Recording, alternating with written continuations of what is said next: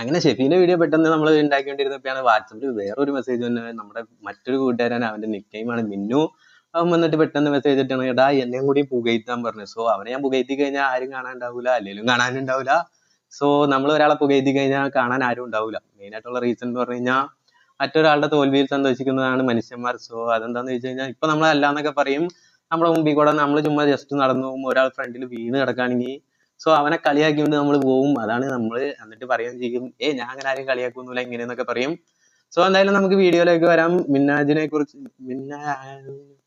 അങ്ങനെയാണ് അവന്റെ പേര് തന്നെ. മിന്നുവിനെ കുറിച്ച് പറയുകയാണെങ്കിൽ, സോ ആടിനെ പോലും പുലിയാക്കാൻ മാറ്റാൻ കഴിവുള്ളവനാണ്. സോ ആദ്യം പിന്നെ വലിയ ഹൈപ്പും കാര്യങ്ങളൊക്കെ കൊടുക്കണം. സാധാരണ ഹൈപ്പ് കൊടുക്കണതിനൊക്കെ ഫ്ലോപ്പായാണ് പോവാറ്.